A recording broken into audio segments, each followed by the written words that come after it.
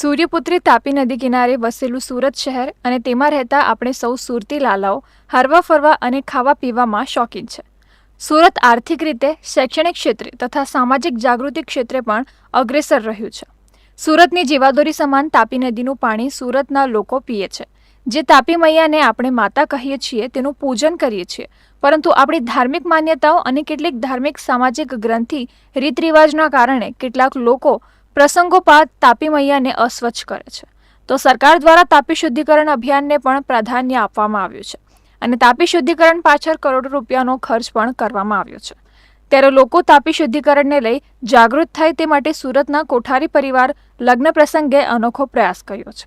સુરતના ડોક્ટર વિપુલ કોઠારીના દીકરા જયના લગ્નમાં તાપી શુદ્ધિકરણનો સંદેશો મહેમાનોને આપવામાં આવ્યો હતો. લગ્ન પ્રસંગ પણ તાપી શુદ્ધિકરણની થીમ આધારિત યોજવામાં આવ્યા હતા.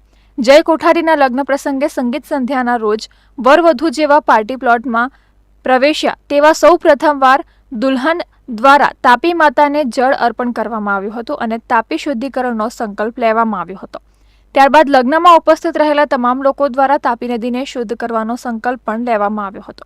આ પ્રસંગે મહેમાનો તાપી શુદ્ધિકરણને લઈ જાગૃત થાય એટલા માટે એક ડિસ્પ્લે પર તાપી શુદ્ધિકરણનો સંદેશો આપતી ક્લિપ સતત લોકોને બતાવવામાં આવતી હતી.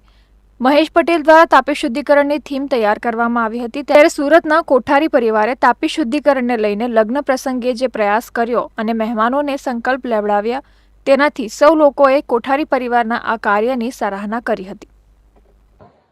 કે આપણે સુરતીઓ ખાવાના શોખીન છે, ખુશ મિજાજ છે, તો આપણે પણ આપણી તાપીને શુદ્ધ રાખવું જોઈએ. અને હું એક મેસેજ આપું છું કે આપણે પૂજાપોનો સામાન કે કંઈ પણ સામાન હોય તો તાપીમાં નાખીએ નહીં ને આપણે તાપીને શુદ્ધ રાખીએ. એ આપણી એક નૈતિક ફરજ થાય છે.